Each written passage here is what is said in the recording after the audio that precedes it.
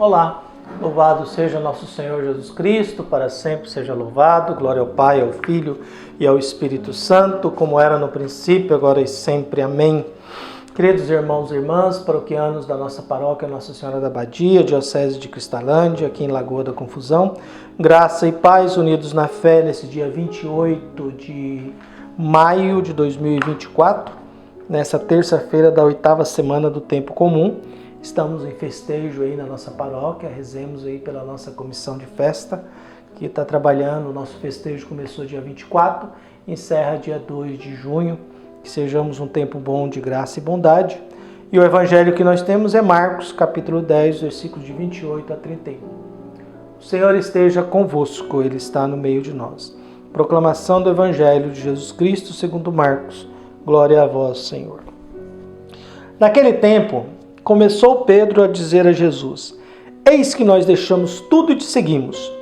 Respondeu Jesus: Em verdade vos digo, quem tiver deixado casa, irmãos, irmãs, mãe, pai, filhos, campos, por causa de mim e do Evangelho, receberá 100 vezes mais agora durante esta vida, casa, irmãos, irmãs, mães, filhos e campos, com perseguição.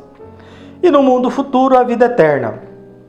Muitos que agora são os primeiros serão os últimos, e muitos que agora são os últimos serão os primeiros. Palavra da salvação. Glória a vós, Senhor. Nós vimos no evangelho de ontem o jovem rico que vai se encontrar com Jesus. Jesus olha com ele com amor, propõe que ele seja discípulo e ele não dá conta. Acho que isso é a fragilidade humana. Muita coisa que Deus quer, a gente não dá conta.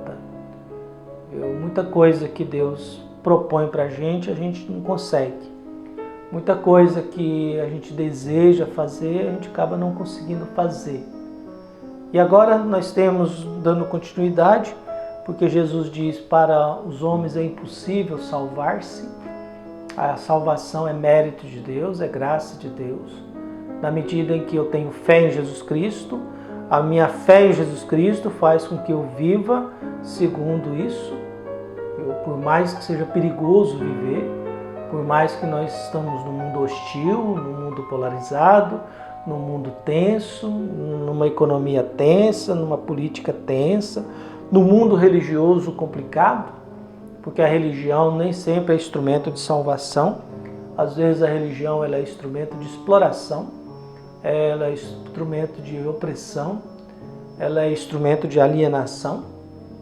Há um jogo político pesado, como se o mundo fosse totalmente governado por Deus, e não é governado por Deus.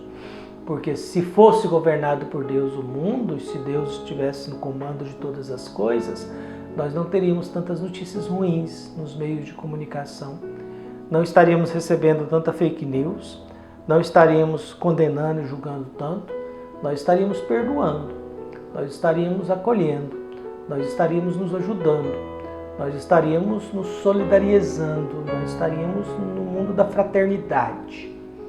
Então Pedro, diante do contexto, eis que deixamos tudo e te seguimos. Pedro é um homem em busca de uma identidade de fé nos evangelhos. É um homem procurando conhecer Deus, tentando agradar Jesus. É o ingênuo bem intencionado. Viu? É o ser humano que não tem uma identidade bem intencionada. Ele está em busca de uma identidade de fé. Todos os evangelhos mostram Pedro nessa busca de identidade de fé. Então Pedro proclama com Jesus em alto e bom tom: Eis que nós deixamos tudo e te seguimos. A resposta de Jesus é: Em verdade, Pedro, vos digo, quem tiver deixado... E aí ele coloca coisas importantíssimas na vida. Ter uma casa é importante, ter irmãos e irmãs é importante, ter uma mãe e um pai é importante, ter filhos é importante, ter campos é importante. Então ele pede para a gente abandonar a nossa convivência familiar. Ele pede para a gente abandonar a segurança da nossa casa. Ele pede para a gente abandonar o campo na qual a gente trabalha para a gente se sustentar. Então, praticamente, Jesus pede para a gente tirar toda a segurança da vida. A segurança familiar, a segurança de uma casa, a segurança de um campo onde eu posso trabalhar, plantar, criar para sobreviver. E tudo isso por causa de Jesus e do Evangelho. Essa renúncia que Jesus pede, não é, a gente lê isso com muito romantismo, mas é muito difícil.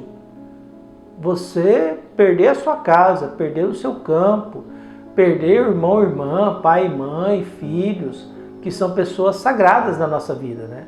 Afinal, estamos falando da nossa família. Deixar tudo isso por causa de Jesus e do Evangelho. E a promessa de Jesus é: você receberá 100 vezes mais aqui. Tudo isso. E é, de certa forma, sim, né? Porque eu deixei minha família, deixei a casa dos meus pais, deixei tudo. Para falar, né? Nunca tive nada, né? Então, não estou deixando nada, né? Era deles, né? Não era meu, né?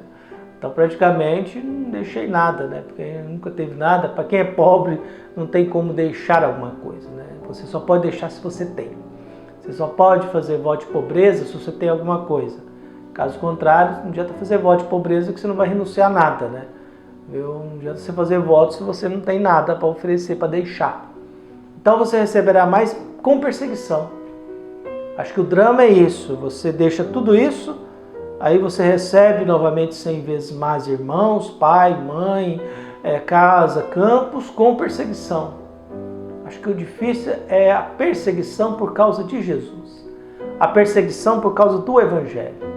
A perseguição que é o drama da vida. E a gente sempre corre o risco de ser perseguido, né?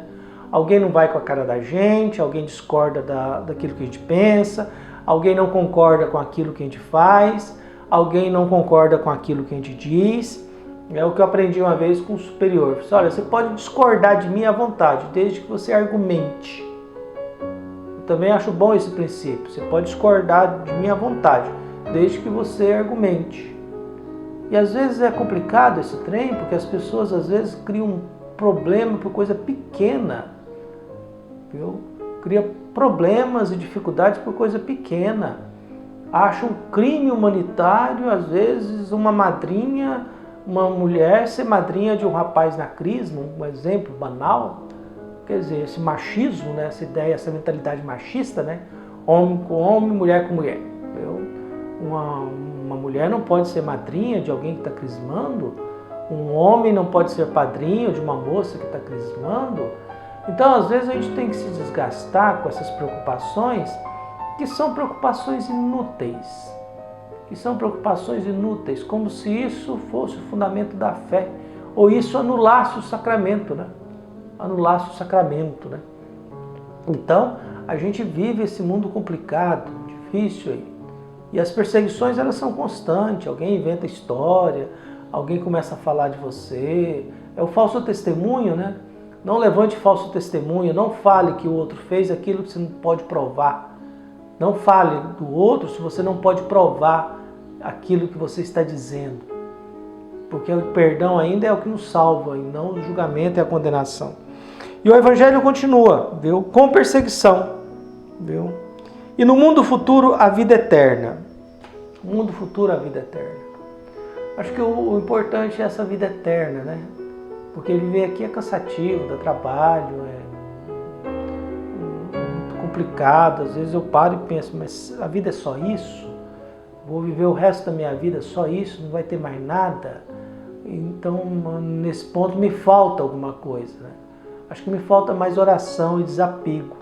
A idade vai pesando na vida, né? A idade, os anos vai pesando na vida. E a gente começa a pensar que vai chegar o desembarque, né? Uma hora a gente desembarca daqui. O importante é que a gente desembarque e que Deus nos acolha do outro lado. Então, peçamos a Deus que ilumine. Quando Jesus coloca muitos agora que são os primeiros serão os últimos, e muitos que agora são os últimos serão os primeiros, é que na lógica da cabeça de Deus, as sequências mudam. Não é a mesma coisa. A cabeça de Deus não é o mais sábio, o mais inteligente, o mais rico, o mais importante que terá a bênção dele. Às vezes a bênção de Deus é dada para o insignificante mesmo. Às vezes a presença de Deus é dada quando a gente está aí no abandono, com o coração apertado, sem saber o que fazer da vida. Então Deus vai nos acolhendo aos poucos. Um abraço, até mais.